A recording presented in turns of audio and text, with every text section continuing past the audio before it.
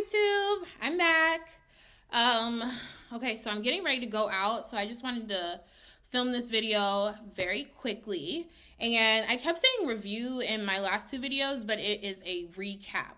So I'm just gonna go ahead and get started with this recap of season 1, episode 3.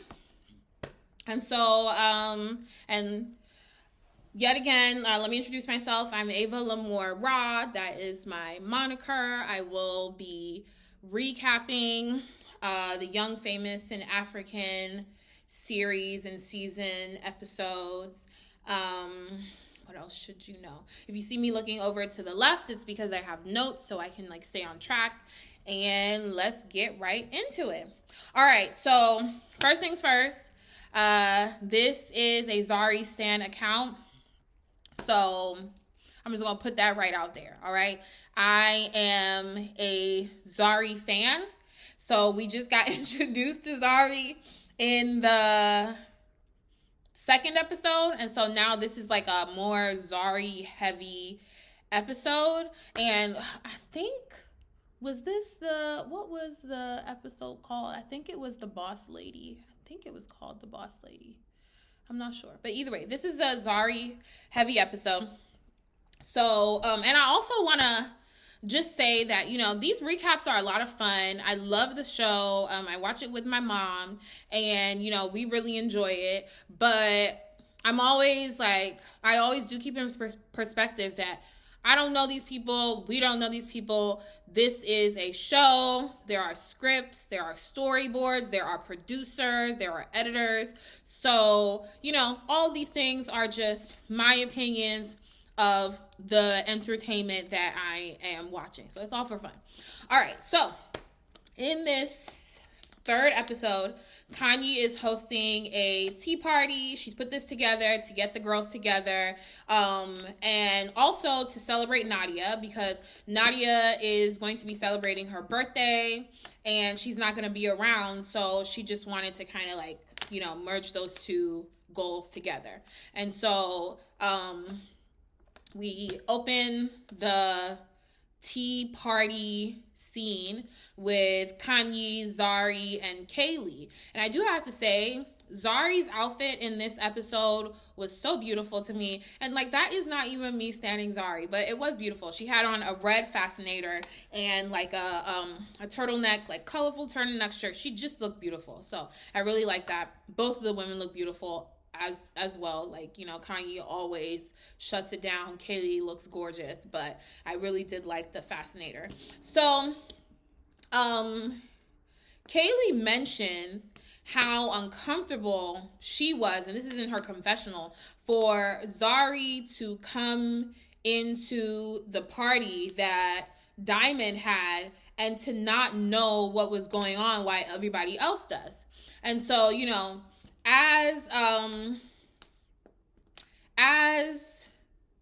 as she's saying this, we cut back to the actual tea party scene, and Annie is walking up, and she walks up in a white one-shoulder dress, which is very nice. She looked nice. And in her confessional, she mentions that she didn't know she didn't know Zari was going to be there or expect Zari to be there, which I was just is it beef, Annie? Why do you feel that way? I was just what is that about?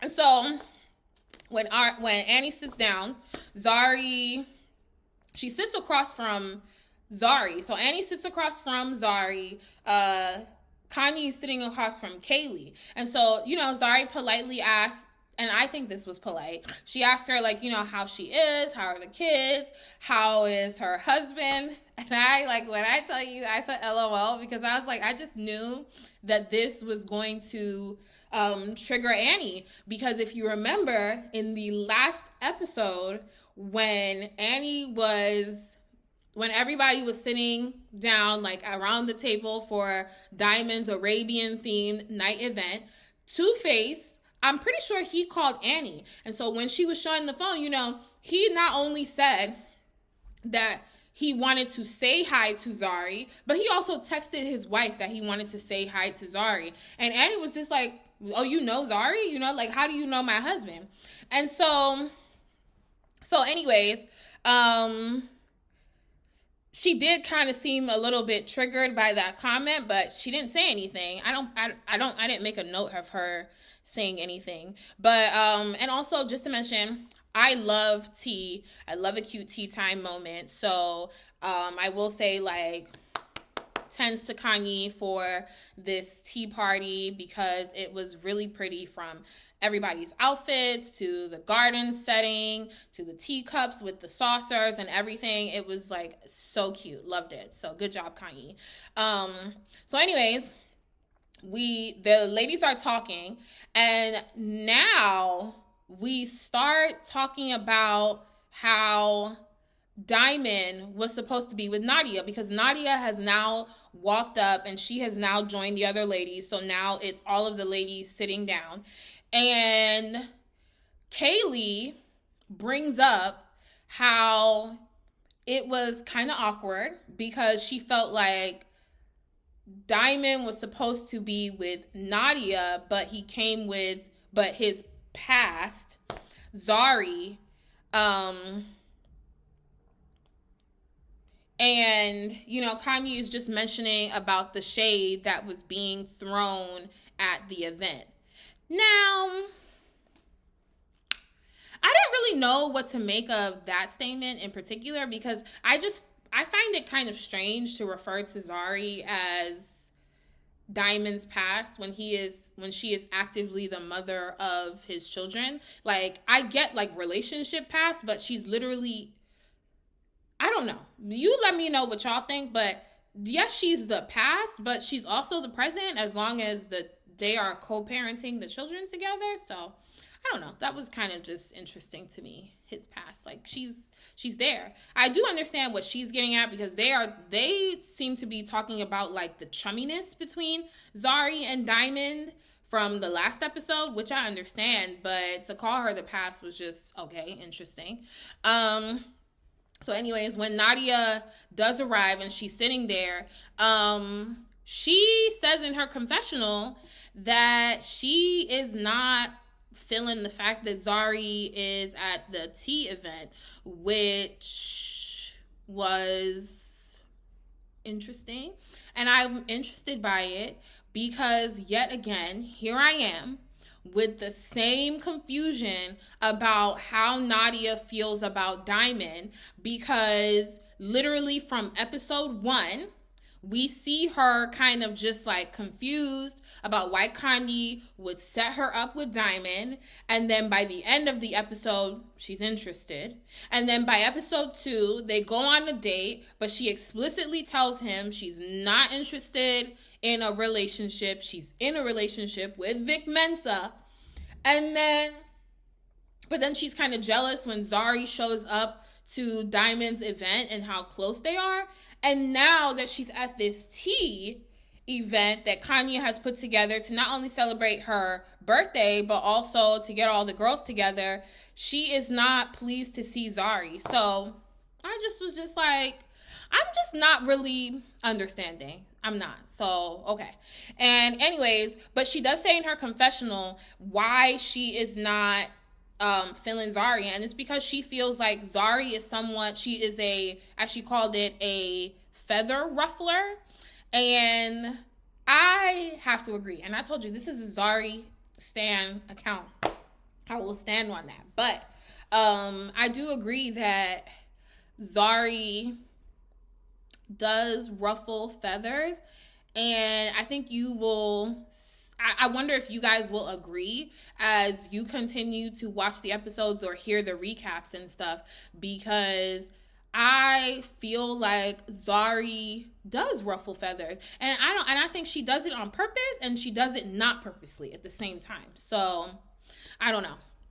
So now we have a cutaway. We have another scene, and this scene is with the guys. So Swanky has set up a spa day for the guys, which I really loved. I thought that was really like unique. You know, I love the different settings and events and opportunities for the cast members to set up these scenes. So I did think it was like just a departure from your typical like guys get together date. And so yeah, all the guys show up, and so you have Andile, you have Naked DJ, Diamond, Swanky, and so Swanky has put together this event. And so when Naked walks up, you know, they pop some champagne, and this is the second time they're using this phrase, Tears of Caesar, and I love it. Like, I am now calling champagne Tears of Caesar. Any single time I am drinking some champagne, it is Tears of Caesar. I just think that is so cute and so funny.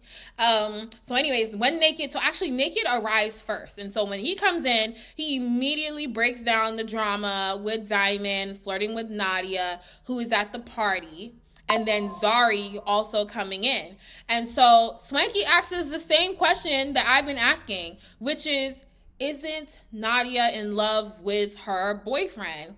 And, you know, again, it's like, this isn't a judgment of Nadia. It's just confusion. Like, because I'm just like, I just don't understand. And so Swanky asks, like, you know, why is Nadia even giving Diamond any attention in the first place?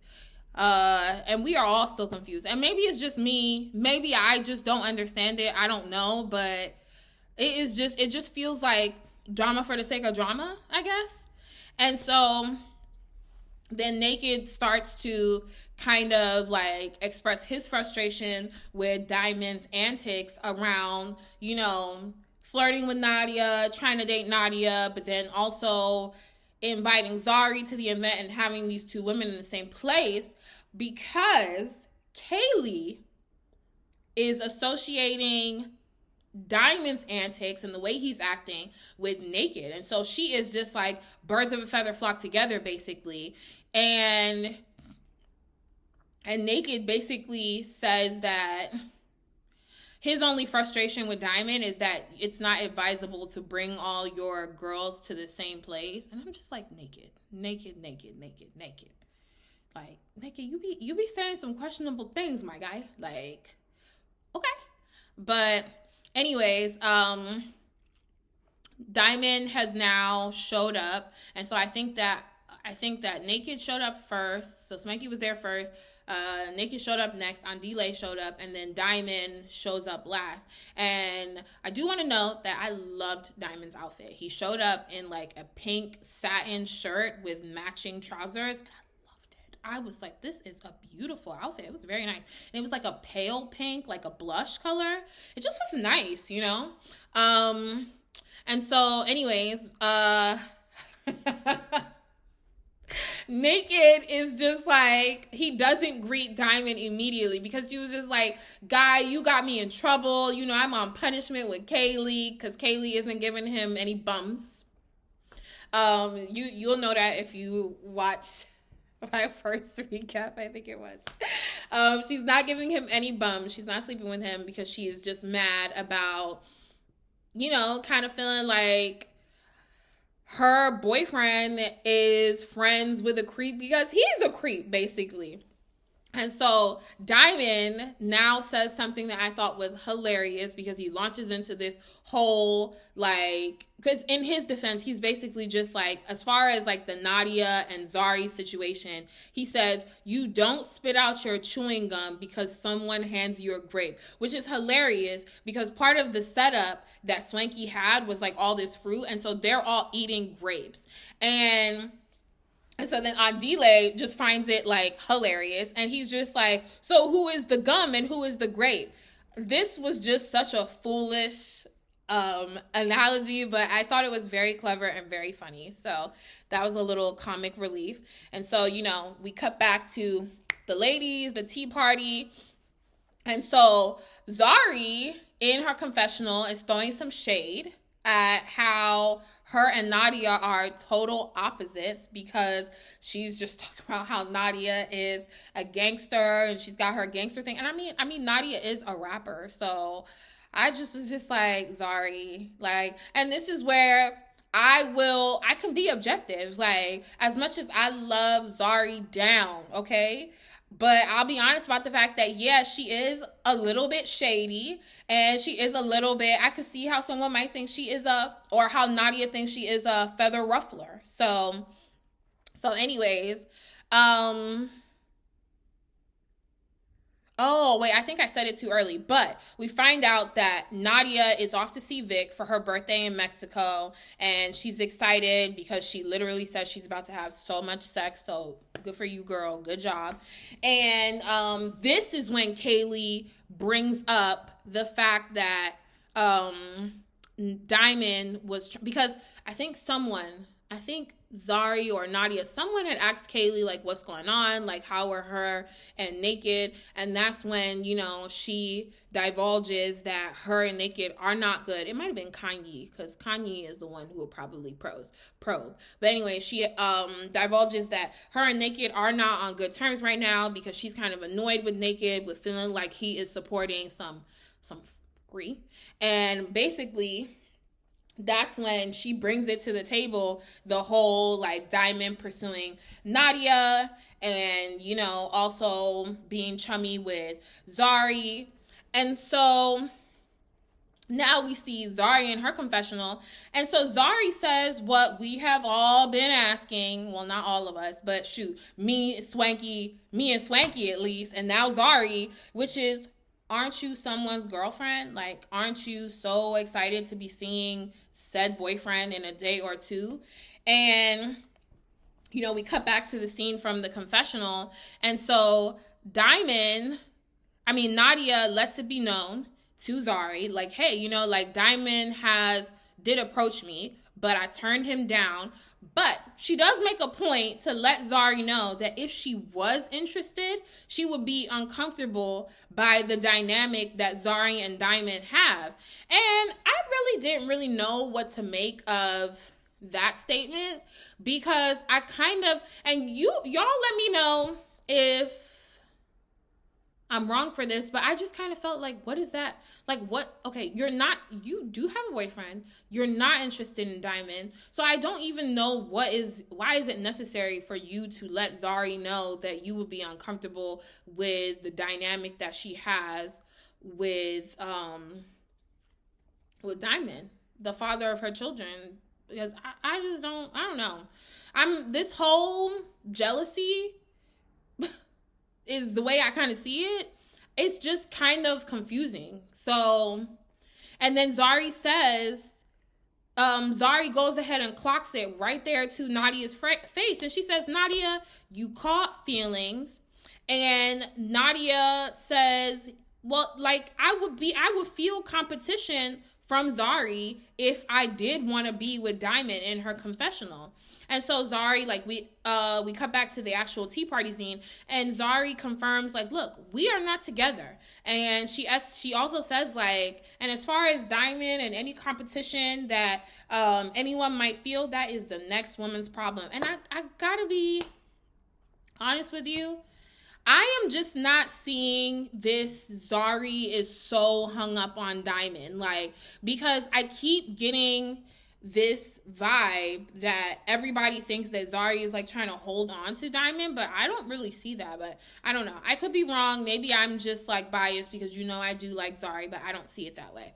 So and then we cut to a confessional. Now, this particular episode, there was so much back and forth. These scenes were so short. It was like kind of driving me crazy because I just felt like, I don't know. But you know what? This is the first season. It's the 4th episode. I feel like there was a little experimentation with like the editing and the production. So maybe that's what it was. But now we cut to a confessional of Diamond. And Diamond is just keeping it very real about himself and who he is and how he just knows that Zari deserves better than him, which goes back to what I was saying, I think, in my last recap, that Diamond is like, he seems to have this weird relationship with like the accountability, because he can be honest about the fact that he will not treat Zari the way that she deserves, but then he'll also kind of like point the finger at her a little bit. So I don't know.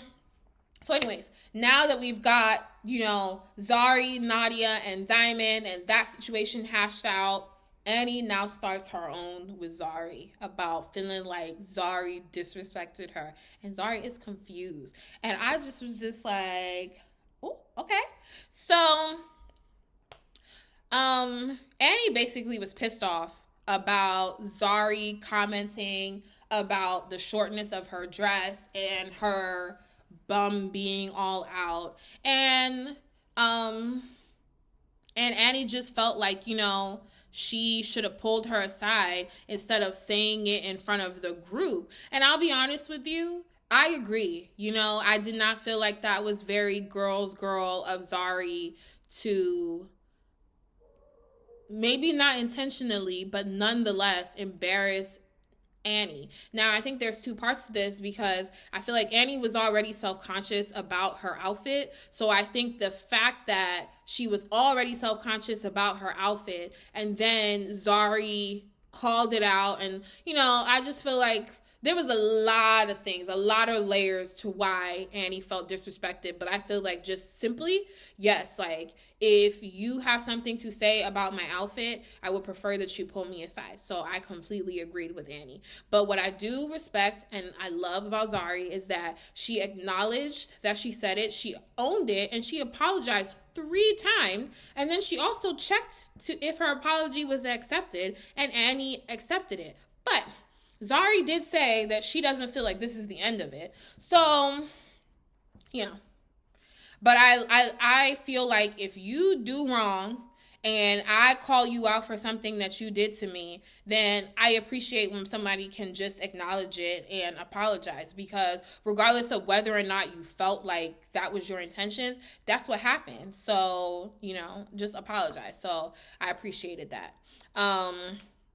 But like I said, yeah, Zari felt like this is deeper than what is happening right here at this table. And I respect the fact that Annie did, just address it with her directly. And I think that's something I like about a lot of these reality shows, is that because it is a show, they are performing, they're entertaining us, the viewer, right? And what I like is that a lot of the confrontations that happen, they are like, yes, there's a lot of shade that gets thrown in the confessionals. There are a lot of side conversations that happen. But what I appreciate is that when there is friction between the different characters, because it is a story, the point is a resolution. And I think that is a good parallel for life, because obviously life is not as neat as a produced show, right? So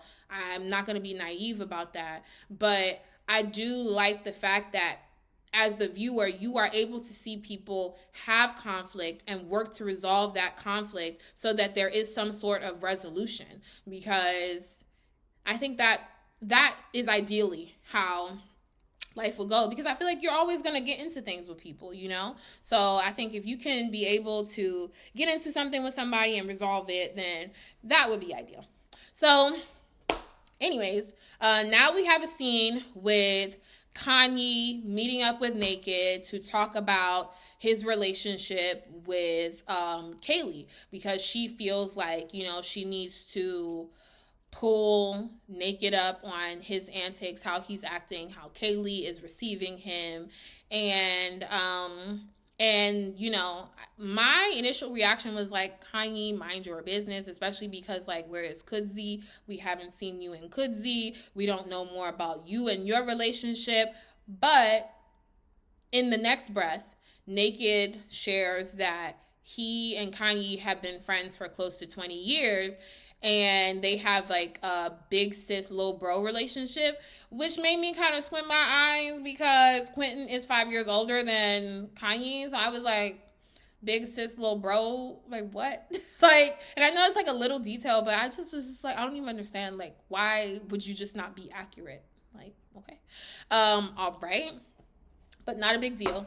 And I'm gonna be honest. I wrote in my notes, I was not super interested in this scene between them because they are arguing about not being as close as they thought they were about each other. And long story short, Khanyi suggests that they do a group couples therapy session. So her and Kudzi and Naked and Kaylee all get together for a group couples therapy session, because at the heart of like this suggestion coming from Khanyi is Naked feeling like Khanyi did not introduce Kudzi to Naked, and that's why he feels like, you know, they're not as close.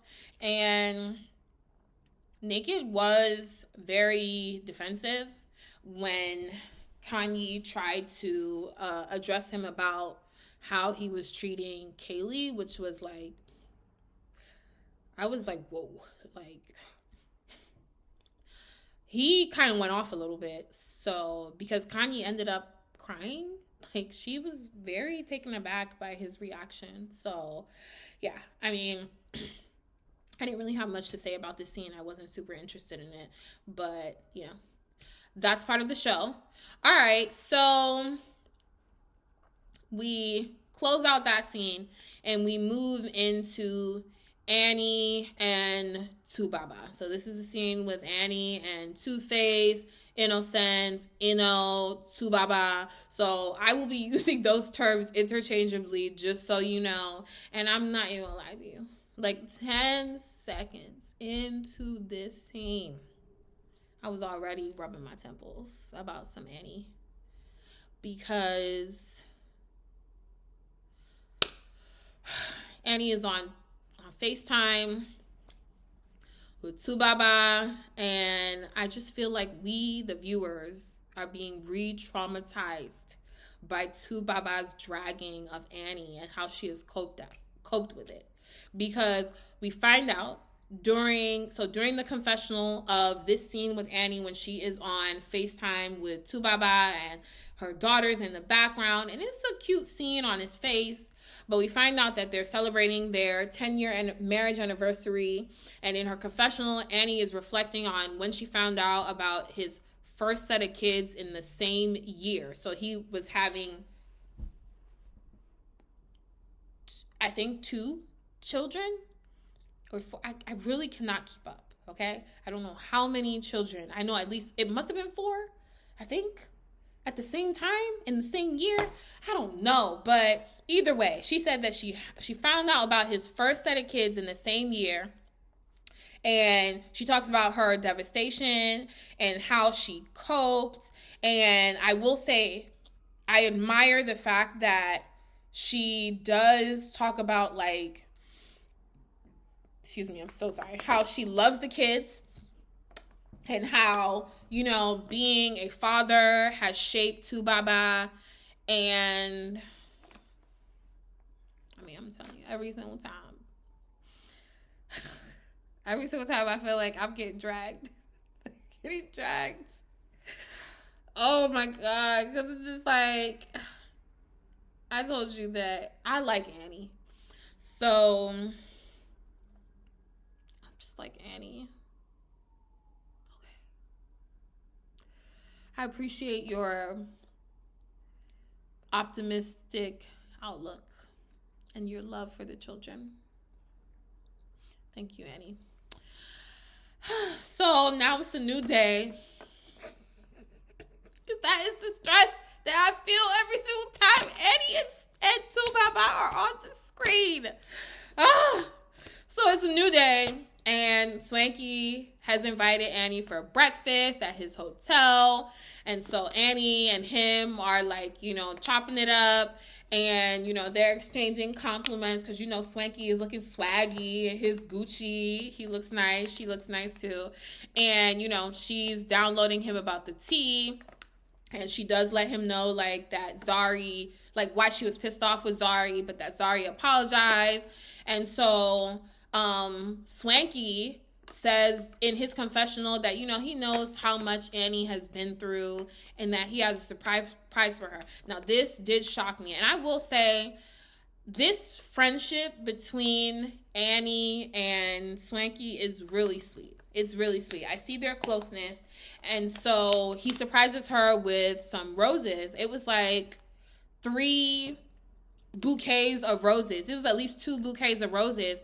And then once the roses come, you know, Swanky's just like, oh my God, I got to see, like, you have a secret admirer. And then all of a sudden, Two-Face shows up to surprise her, and we get to meet and see Tu Baba. Okay, now I'm not gonna lie, it was a very sweet reunion. Okay, it was beautiful. Like, when Annie saw Two-Face, she was floored, shocked, and he was very happy to see her too. Like, it was beautiful. It was beautiful to see their love for each other and them be reunited. And I'm sure that Swanky was part of coordinating that surprise, and I believe that Tu Baba had made the time to come and surprise Annie's to celebrate their anniversary. So it was cute. So we cut away from that scene. Now we're back to, now we're with Naked and Kaylee. And so Naked and Kaylee are in the car. They're on their way to the couples therapy session with Kudzi and Khanyi that Khanyi had suggested. And so when they get there, they get into the room, and it is Kaylee and Naked and Khanyi, but no Kudzi. And so it turns out that Kudzi declined to participate. He changed his mind because of how upset Khanyi was when she got home from her meetup with Naked, when she was trying to confront him, because she really was in shambles. She was in tears. And I just want to make a remark about how beautiful Khanyi looked in this scene. She was wearing this all-white outfit, and it was like a white button-up long sleeve shirt that she had buttoned down a little bit. Like, she looked good, okay? And so now she leaves because Kudzi is not there. And so now it's just Kaylee and Naked in the couples therapy session. So we cut back to Tu Baba and Annie. And like I said, this episode was a lot of quick jumping, okay? So I had whiplash. And anyway, so now Tu Baba and Annie arrives to the beautiful hotel that they are staying at, and Tu Baba reveals in his confessional that he is planning to ask Annie to renew their vows. And, you know, when they get up to the hotel room, it is very romantic. There's rose petals, and, you know, Annie is rightfully so swept off of her feet, and it just was really sweet. It was cute, you know? Like, I'm a sucker for love, and it was a beautiful scene. It was sweet. That's it. So now we get back to the therapist's office with Kaylee and Naked. And I'm going to be honest with you. I feel like this was a setup. Okay? And, you know, I don't know if I've said it yet, that I think that Khanyi is nosy. But she's perceptive. She is a girl's girl. She is, because I feel like she set up that therapy session because she knew she could get her bro Naked to that therapist's office by manipulating this situation. I don't think that Kudzi was ever going to show up, to be honest. So now Kaylee and Naked are in the therapist's office. And so the therapy session, I mean, it's tense, you know? Like, Kaylee is being asked about her previous relationship, and apparently it ended with cheating. So, you know, that has left resulting trust issues that the therapist points out. Quentin gives an example of how he feels like Kaylee is a dictator because, for instance, you know, he asked her to make him some oatmeal. She made the oatmeal, but she wouldn't put sugar in it. And so she's expressing to the therapist and like reiterating to Quentin that she was trying to make it good for him because she cares about his health, you know? But the therapist does point out to Kaylee that, like, he asked you for something in a specific way and you denied what he wanted. So I appreciated the fact that, and then when Kaylee was speaking about, you know, feeling like Quentin, Naked, doesn't listen, he did cut her off. And so, you know, the therapist was just like, hey, you know, let her finish her thought. And And then another time when Quentin is talking, Kaylee cuts in. And so we see that they are effectively two sides of the same coin because they both cut each other off. So, you know, I think the therapy session was good for them. I am a huge advocate for therapy. I always will be. So I always think it's good to have a professional who can mediate conversations that might be difficult. So I'm glad that they are doing therapy, and you know, I'm hoping to see that it continues to, or it produces dividends for them in the show. And so now we have what to me kind of felt like a filler scene because it was like very, very short. And so we have Diamond pulling up to Zari's house to visit his kids.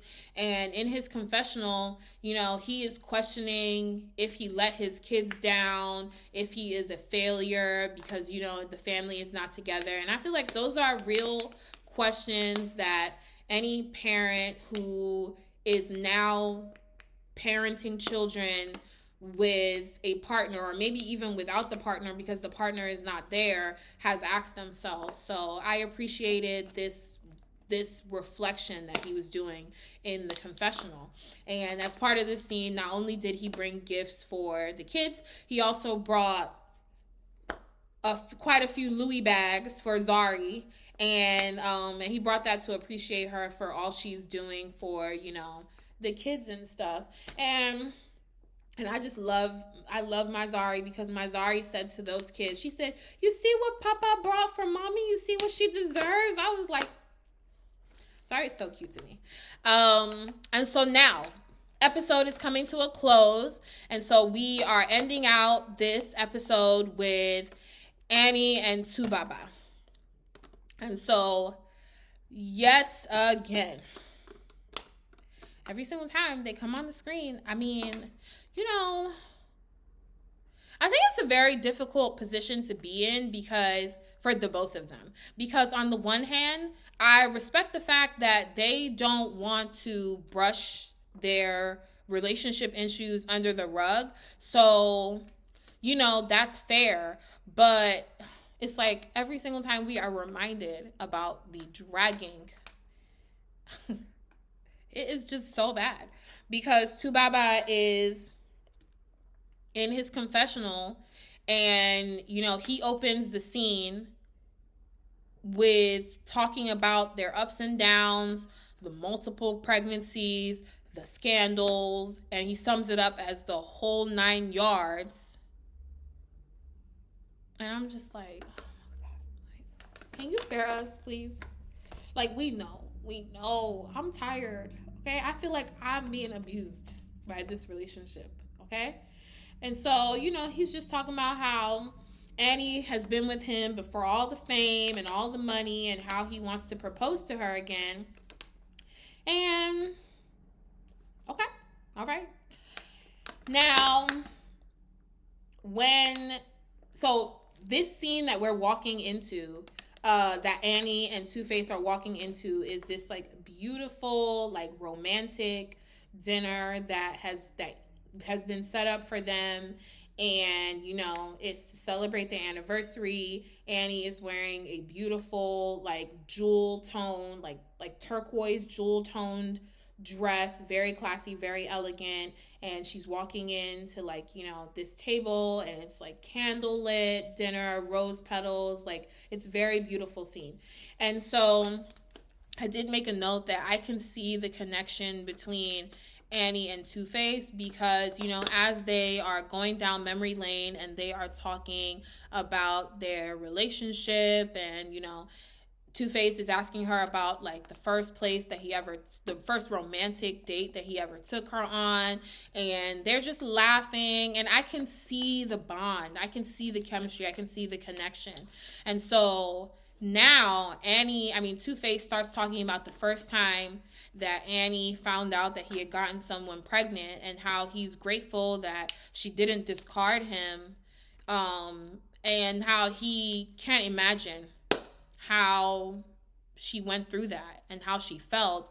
And Annie is visibly moved by his acknowledgement of how much pain she acknowledgement of an imagination of how much pain she must have been going through, or she did go through, you know.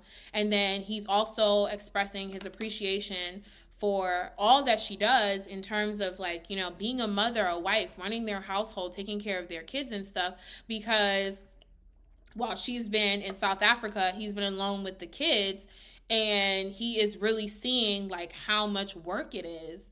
And, you know,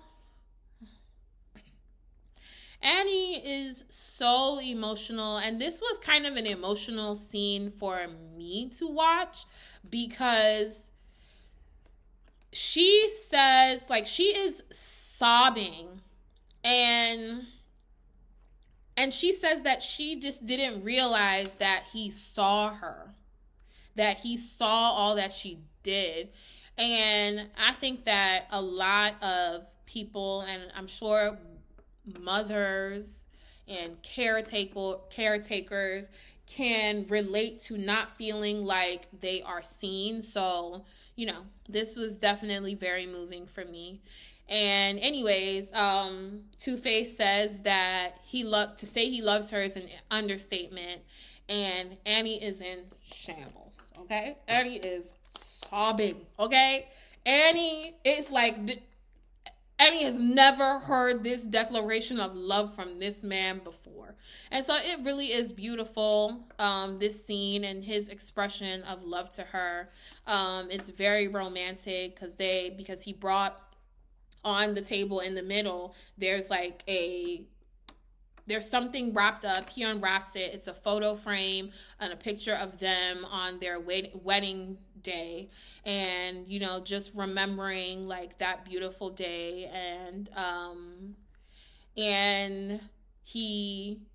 And Annie is just, you know, she is just very emotional. She is just very moved by this romance and this, like, grand gesture from this husband that she loves so much, who has caused her so much pain. And so he gets up, he walks around to Annie's side of the table, and he opens a box with a ring, and he's standing up, and he asks her if she will still have him for 10 more years and beyond. And Annie immediately gets up and accepts, and she's just like, what, we're in this forever? And it's just beautiful. She's crying, she's sobbing, he's wiping her tears. It's very emotional. And I will say that I took issue with the fact that Two-Face did not get down on one knee to propose to Annie. Might be a small detail to some, but I feel like given everything that's happened in their relationship, I think it would be a really deep sign of humility and remorse for him to actually get down on one knee to propose to her. But anyways, Annie is very pleased by this whole setup, and she, in her confessional to end out the episode, is just remarking on her privilege of being able to be married again to the same man. And that's how we end the episode. So Annie has a new ring. Tubaba has re-proposed to her. They are going to be renewing their vows, and that's where we're at. So y'all let me know your thoughts, if you have any, and I will see you in the next episode, because I'm going to continue to do these recaps, and I will see you soon.